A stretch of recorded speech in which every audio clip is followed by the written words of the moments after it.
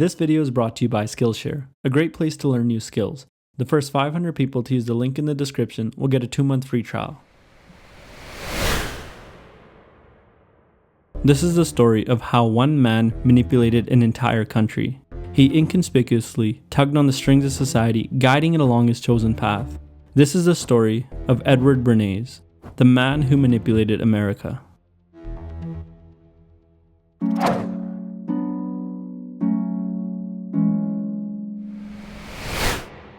Our story begins after World War I. Year, 1929. Location, the city that never sleeps, aka New York. America had undergone massive changes in the past several decades. Both the first and second industrial revolution had taken place, public education had largely been established, and over 50% of American citizens were living in cities. The city had moved past its embryonic state and was now fully alive. A larger and growing middle class emerged. As a result of urbanization, more people were living in less space than ever before. Industrialization gave us the ability to produce more goods than ever before. These products were desirable by a growing middle class which had more disposable income than generations of the past. There's a yin and a yang to city life. In some ways, it gives to us, and in other ways, it takes from us. It put more fish in our sea, but it made it so much harder to stand out among the ocean of people. The consummation of these factors helped give birth to a new culture of consumerism. There was, however, one problem. Due to industrialization, supply was capable of being much higher than demand. A business owner that could increase the demand of his products was like a pirate who had found an X on his map. This insight, in large part, paved the way for modern advertising. Many owners were willing to go to great lengths to manipulate the public into buying their goods. This brings us to the man of the hour and the focal point of this essay, Edward Bernays.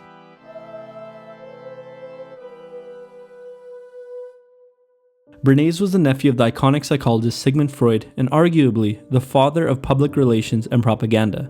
At the time, advertisements were quite straightforward. They were a strict statement of the factual benefits of owning a product. Largely inspired by the work of his uncle, Bernays believed that advertisements could be much more effective if advertisers understood group psychology. If they could understand the emotions, longings, unconscious desires, and questions of the consumer, they could market their product as a fulfilling answer. This may seem obvious today, but it was a revolutionary form of advertising at the time that Bernays helped popularize. For example, a car company should market a car as a symbol of social status, wealth, and power as opposed to stating facts about how well it runs. The latter describes how cars actually used to be advertised. A salesman would have highlighted the factual benefits of a car, such as how far it could drive without refueling, how it handles on the road, and whether it was automatic or manual. Bernays honed his skill of manipulating the public during World War I. He was hired to help rally national support for the war efforts. His primary weapon? Propaganda.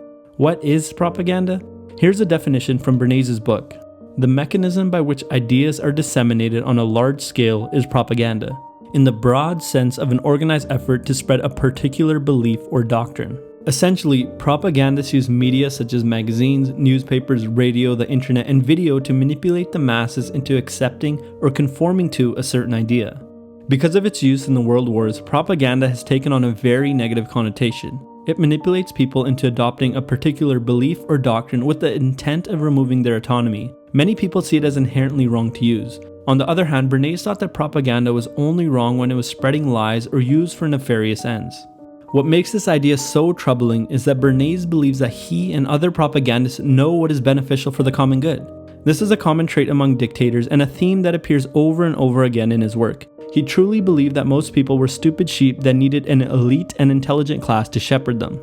Before we dive deeper into one of Bernays' most notable campaigns, I think it's important to understand his overarching methodology for influencing the public. As stated earlier, Bernays was a big believer in symbolism. An idea or a product can become a movement when it represents something greater than itself. He believed that indirect methods of selling that appealed to a consumer's unconscious thoughts, emotions, and desires were much more potent than directly selling to a consumer using facts. Another one of Bernays' powerful tactics was using authoritative or influential figures to help spread a message. Think of a hierarchy. Bernays believed that influencing the people at the top of the pyramid would cause his influence to cascade downwards. One person, a celebrity for example, can have influence over thousands of people. Bernays knew if he could convince a single figure to adopt his ideology, that figure would effectively spread the message to their followers. This is known as influencer marketing, and it is utilized often by modern advertisers. Bernays' third tactic was altering group norms. By altering group norms, Bernays can impose a social pressure on consumers that would force them to buy something to fit in.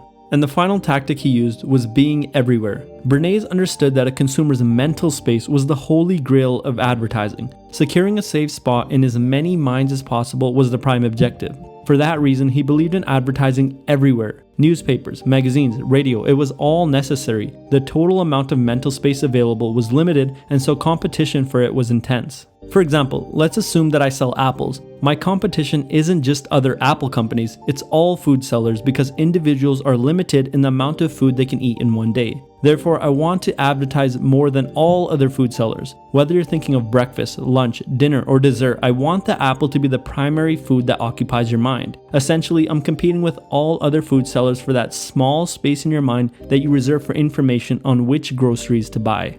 Bernays fundamentally understood this idea of inter-commodity competition. Popular examples of inter-commodity wars today would be taxis versus Ubers, movie theaters versus arcades, and newspapers versus online video. Now that we understand a bit more about Bernays and his methods, we can discuss one of his most notable campaigns, getting women to smoke. As a result of the First World War, many women had taken up jobs that previously only men had worked. They were starting to make their own incomes and becoming more independent. As a symbolic declaration of their newfound independence, some women began smoking cigarettes, a behavior typically reserved for men. Smoking was still largely taboo among women and looked down upon by the majority of society, although this dynamic was slowly shifting. At the same time, slim figures were coming into vogue. Cigarette companies wanted to capitalize on both of these trends and win over the female demographic. One business in particular, the American Tobacco Company, hired Edward Bernays to help tap into the burgeoning female market. The president of the American Tobacco Company, George Washington Hill, wanted to make Lucky Strikes, his flagship brand of cigarettes, popular among women. With the help of Albert Lasker, the American Tobacco Company came up with an ingenious but evil slogan, "Reach for a Lucky instead of a sweet." Bernays was enlisted to help popularize the message that smoking a Lucky, as opposed to eating a sweet, would help women achieve their ideal figures. Bernays reached out to popular photographers, magazines, and newspapers to help spread the idea that thin figures were indeed the new fashion. He also recruited medical experts to advocate cigarettes as a healthy alternative to eating sweets. Bernays tried to build two key associations in the public mind using propaganda. Being thin is fashionable. Cigarettes help you get thin. The campaign helped increase the amount of women smoking in America, but it still wasn't enough for Hill. He said that women have become more comfortable smoking indoors, but there was still a taboo around smoking outdoors. Once again, he enlisted Bernays to help solve this dilemma. As we already know, Bernays inherited a love of symbolism from his uncle Freud. More women were already starting to smoke during and after World War I as a symbolic way of challenging male power. Bernays wanted to capitalize on that trend. In the year 1929, he staged a notable event during the Easter Sunday Parade in New York that would help popularize smoking a cigarette as a symbol of female independence. Several young suffragettes, what we might refer to today as feminists, were hired to publicly smoke cigarettes during the parade. The cigarettes were to be referred to as torches of freedom. Bernays knew that this public declaration of independence and challenge of male power would be eaten up by the press. He even hired his own photographers to make sure that high-quality photos were taken of the momentous occasion. He knew that media coverage would spark a controversial debate in homes and offices all across the country about women smoking. Any female who wanted to partake in the debate and publicly declare her independence could do so by smoking a cigarette. This single campaign highlights some of Bernays' tactics for making effective propaganda. Step 1. Create symbols. The cigarette, the product, was linked to female independence, the symbol, in order to increase the perceived value of the product. The cigarette became more than a product. It became a movement. Step 2. Appeal to unconscious desires. Bernays first linked cigarettes to the female desire to be thin, which was coming into vogue at the time. Afterwards, Bernays linked the cigarette to the growing female independence movement. Step 3. Normalizing behavior, aka everyone's doing it, you should too. Bernays did not at any time, directly advertise cigarettes to the public. Instead, he helped normalize certain behaviors in society. First, he helped bring thin frames into fashion by reaching out to influencers and media connections. Then, he linked Lucky Strike cigarettes with thinness and helped normalize smoking among women. Step 4. Get into their mental space. Bernays tried to be in as many media outlets, newspapers, magazines, and minds as possible. He wanted smoking to occupy a place in everyone's head. One of the most effective ways to claim that mental space was by sparking conflict and debate in the community.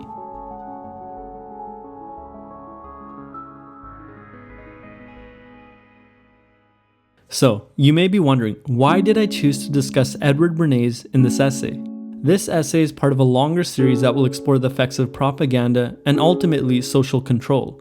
I thought Bernays served as a good focal point to begin the discussion on because he was a pioneer in public relations and mass media propaganda. A journalist once told Bernays that he was one of many influences on Joseph Goebbels, the Minister of Propaganda in Nazi Germany. For better or worse, Bernays is one of the first people to see public relations and propaganda in a scientific way. He helped create a framework for how propaganda works in many of his books, such as Crystallizing Public Opinion and Propaganda. He popularized concepts that are very prevalent in advertising today. Products have become symbols of something an individual wants to signal to the outer world or a substitute for a certain feeling. Buying a car brings status. Purchasing a new phone brings happiness. Buying those new style of shoes becomes necessary to avoid the social pressure of not fitting in. Bernays believed that any product or idea could be sold to the public through the use of propaganda as long as the propagandist understood group psychology. Now, the big question becomes, is it possible to defend yourself against propaganda?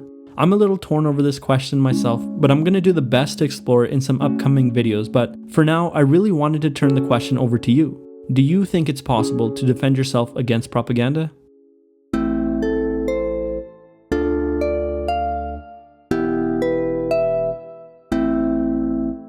One thing I get asked often is what software I use to make animated videos.